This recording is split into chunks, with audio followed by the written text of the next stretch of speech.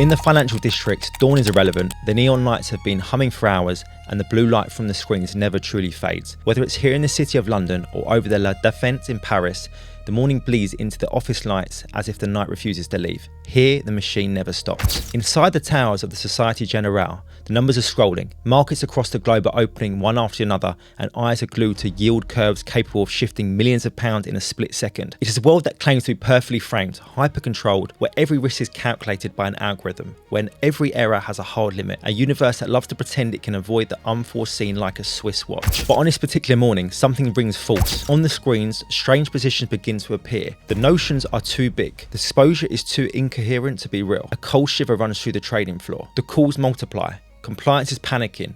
On the upper floors, voices drop an octave.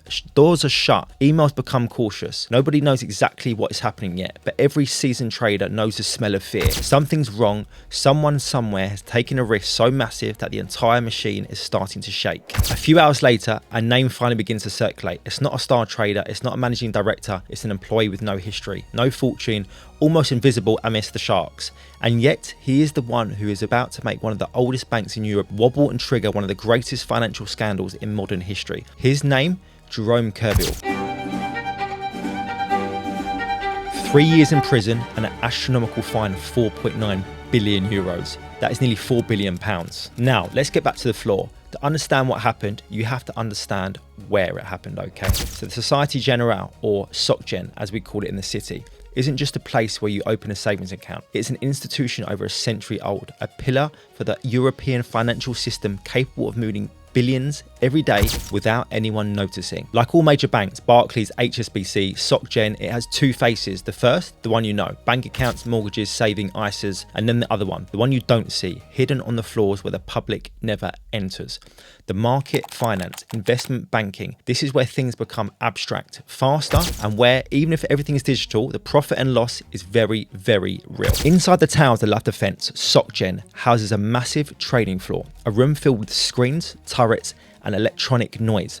Dozens of people sitting shoulder to shoulder, eyes glued to continuous streams of data. All these members come from the financial markets, the global money machine. It's a vast network where banks, hedge funds, and institutions trade financial products, equities, bonds, FX, commodities. Every major financial hub, London, New York, Tokyo, Hong Kong, has its opening hours. When Tokyo closes, London opens. When London closes, New York takes the liquidity. Consequently, there's always a market turning somewhere on the planet.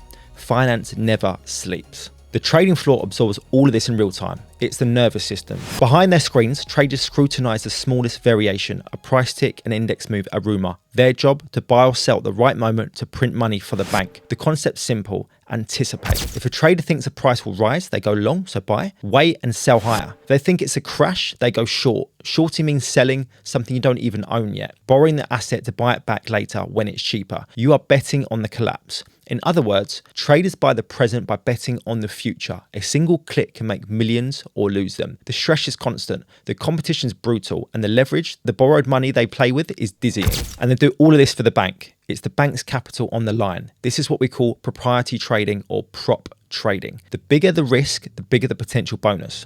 To avoid catastrophe, this is all supposed to be caged by strict rules, limits you cannot cross, automated controls, validation by the middle office. On paper, it's solid, but in reality, it relies on humans. And in this industry, we have an enormous amount of trust in those who make money. And the more a desk performs, the fewer the questions we ask. And it's exactly in this grey area that Jérôme Kerviel is about to operate.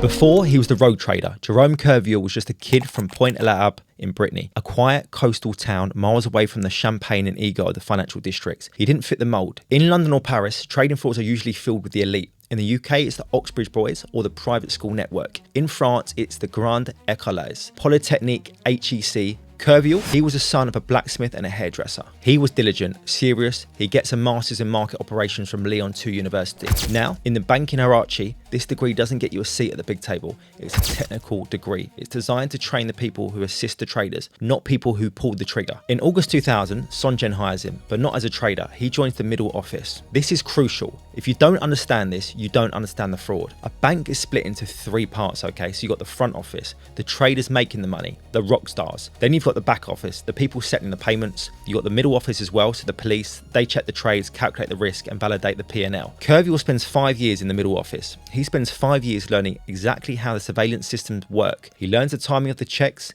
He learns which computer alerts are ignored. He learns the blind spots. Think of it this way. If you want to rob a bank vault, who has the best chance? The guy with the gun running in front of the door, or the locksmith who installed the security system? Kerviel was the locksmith.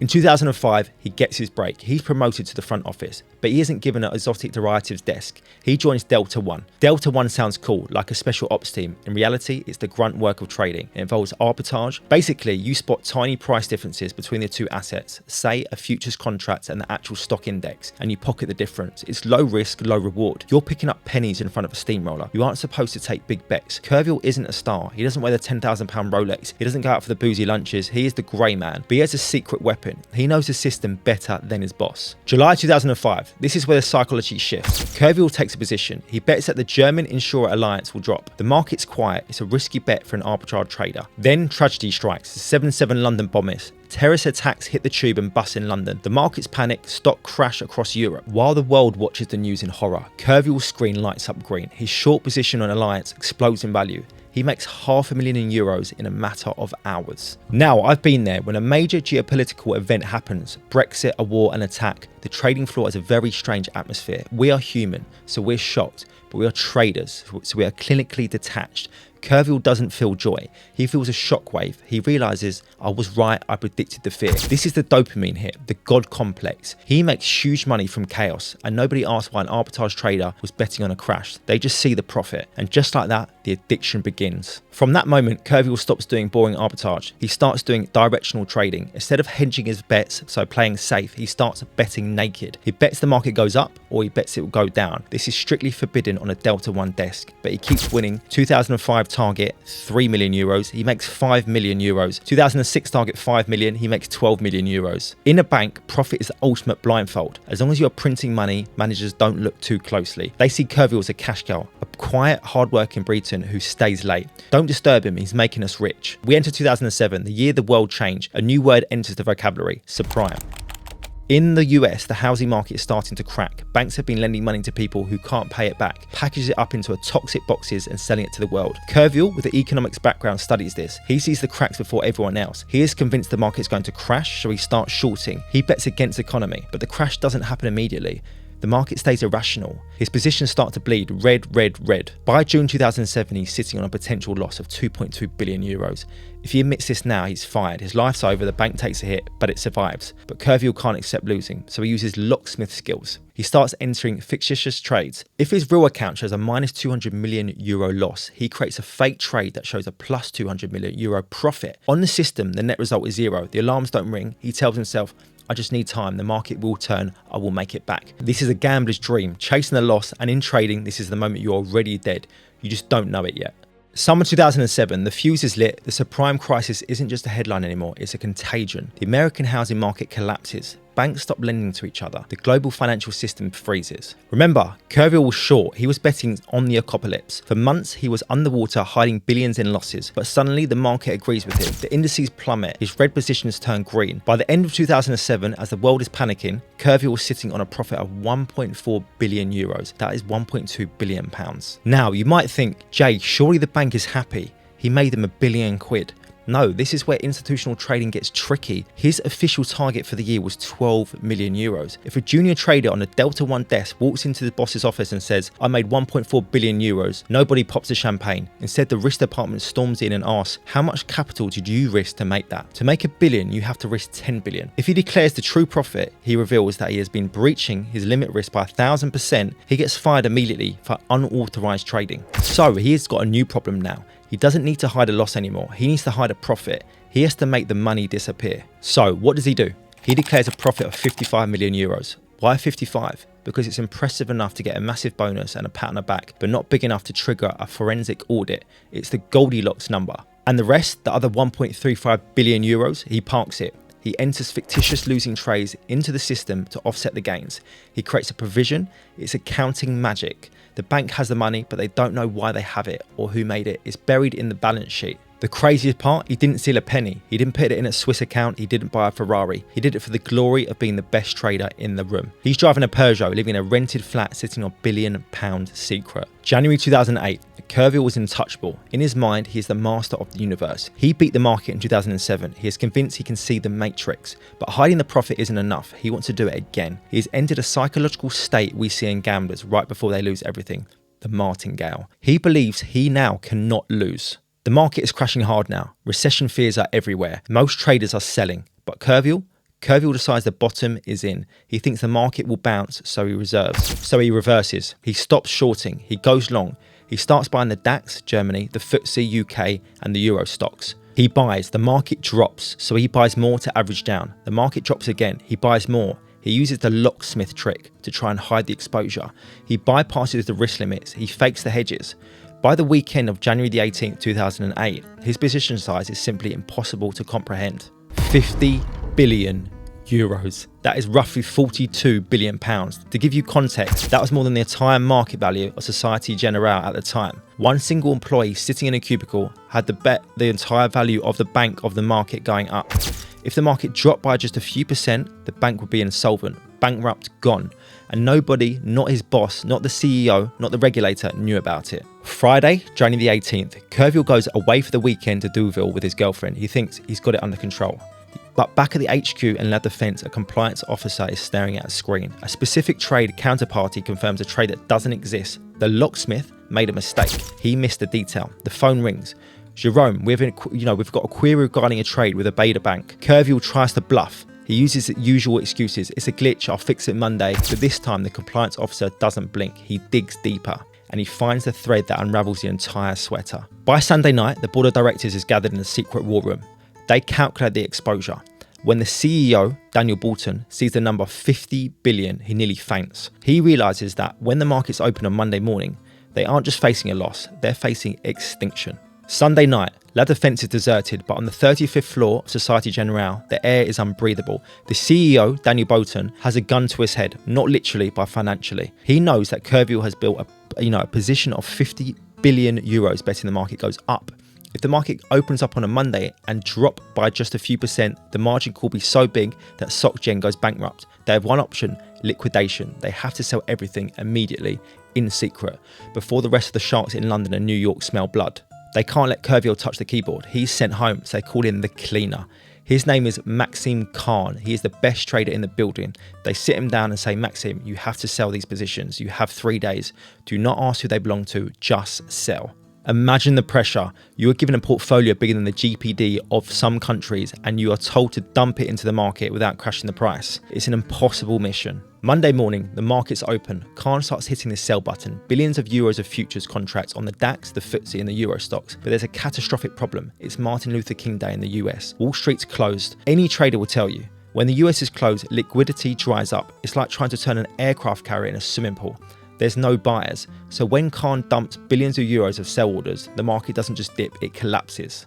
The European indices drop 6%, 7%, 8%. It's a bloodbath. Traders in London are screaming. Nobody knows why it's crashing. There is no bad news. There's no war. It's just the ghost selling relentlessly. This is the craziest part of the story. The crash is so violent that the US Federal Reserves panic. They think a global recession starting. They hold an emergency meeting and cut interest rates by 0.75%. Think about that. The most powerful central bank in the world changed its monetary policy because one French guy played a video game with 50 billion euros and his boss had to panic sell it on a bank holiday. Kerviel didn't just break the bank, he moved the global economy. By Wednesday, it's done. Khan has sold everything. The bank's safe, it didn't go bankrupt. But the cost? The fire sale lost 6.3 billion euros. If you subtract the 1.4 billion Kerviel made in 2007, the total loss is 4.9 billion euros. 4 billion pounds gone, vanished into thin air in 3 days. Thursday, January the 24th, 2008, the secret's out. Société Générale releases a press statement. They announce a loss, but they need a narrative. They can't admit their controls failed. So they paint a picture of a Genius fraudster, a computer hacker, a terrorist. Suddenly, the world knows the name Jérôme Kerviel. Reporters swarm his apartment in New Delhi. Paparazzi are offering €100,000 for a photo of his face. He's the most wanted man in finance. Kerviel goes underground. He hires a top legal team. He hides in safe houses. He isn't a rich man. Remember, he didn't steal the money. He doesn't have a getaway jet. He's just a 31-year-old guy sitting in a dark room watching CNN, realizing he has become the scapegoat for the entire financial crisis. The bank says he acted alone, that he hacked the system, but every trader in the city is asking the same question. How do you hide 50 billion? How does the middle office not see the position bigger than the bank itself? And that is where the real battle begins, the trial. The adrenaline of the trading floor is gone. Now, Kerviel is in a small grey room with the financial police. The lead investigator, Nathalie Leroy, is tough. She wants to know where the money is. She expects to find a hidden account in the Cayman Islands, a yacht, a bribe. But Kerviel sticks to his story. I didn't take a penny. I did it for the bank and they knew. This is the core defense. He claims that in a trading room, you cannot hide an elephant. He says his bosses saw the profits, took the bonuses, and turned a blind eye to the methods. As long as you win, no questions asked. It's a culture I know well, but proving it in court, that's a different game. June 2010, the trial begins. It's a circus. It's the establishment versus the peasant. Société Générale hires the most expensive lawyers in France. They paint Kerviel as a dark genius, a manipulator who hacked the mainframe. Kerviel hires Olivia Metzner. Imagine the fiercest barrister at the Old Bailey in London, a shark. Metzner argues that Kerviel is just a cog in a crazy machine, a scapegoat. October 2010, the verdict drops like a guillotine. Guilty, the sentence 5 years in prison, 3 years firm, but the prison time isn't the shocking part, it's the damages. The judge orders Jérôme Kerviel to repay the entire loss, €4.9 billion. Do you realise what that means? Even if he earned a high salary, he would need 170,000 years to pay it back. It is a civil death sentence. It turned him into a slave of the bank for eternity. It was a message from the system, do not mess with money. Fast forward to 2014, Kerviel has lost his appeals, prison's looming, but he does something unexpected. He stops acting like a financer. He goes to Rome, he meets the Pope. Yes, the actual Pope, and then he walks. He decides to walk from the Vatican to Paris, 1,400 kilometers on foot. He calls it the walk against a tyranny of markets. Now, cynics in the city called this a PR stunt, and maybe it was, but it worked. The public image shifted. He wasn't the rogue trader anymore. He was a little guy crushed by the system. People opened their homes to him. They gave him food. He became a symbol of resistance against the banks that caused the 2008 crisis. But while he was walking, something shifted in the courts. In March 2014, the High Court, called the Cassation, dropped a bombshell. They confirmed his prison sentence, but they annulled the €4.9 billion fine. The judges finally admitted the truth. The bank was negligent. They ruled that SocGen's control system was so bad, so full of holes that they contributed to the fraud. You can't leave the vault door wide open and then blame the guy who walks in. Then in 2016, it got even dirtier. A secret recording leaked. It was the original police investigator, Nathalie Leroy. On the tape, she admits that she felt pressured. She says the bank manipulated the investigation. They knew everything. This vindicated Kerviel. In the end, the Court of Appeals in Versailles slashed his fine from €4.9 billion down to €1 million. Still a lot of money for a normal bloke, but a victory. It was a legal system admitting it takes two to tango. Today, Jérôme Kerviel is a free man. He served his time about 5 months in Fleury-Mérogis prison before getting a release on a tag. He lives a quiet life now, no more screens, no more billions. SocGen spent €200 million upgrading their security systems to make sure a Kerviel never happen again. But the question remains, was he a genius villain or just a symptom of a greedy system that pushes people until they break? As a trader, I'll tell you this, the market doesn't care about morality, it only cares about profit and loss. And Kerviel, well, he just wanted to be the best. Look, this story is a warning. Kerviel was a smart guy, he understood the markets better than his bosses, but he failed because he lacked one thing, and that is discipline. He let his emotions, basically his ego, and his refusal to accept a loss destroy him. In trading, risk management is not optional, it's survival. Whether you're managing €50 billion for a bank or £1,000 in your own account, the rules are the same. You never double down on a loss, you never hide from reality. If you want to learn how to trade properly with institutional strategies but with strict professional risk management, then you need to be in the right environment. I run a private community of over 7,000 traders. We don't gamble, we don't hide losses. We trade the London and New York sessions with precision. I share my personal trades, so my analysis, and exactly how I manage risk every single day. And just like Kerviel started from the bottom, you can start from scratch. Access is free if you use our partner broker. So click the link in the description, send me a message on Telegram, and let's make sure you're a profitable trader, not a headline. Thanks for watching. Smash the like button if you enjoyed this deep dive. I'm Jay. See you in the next one.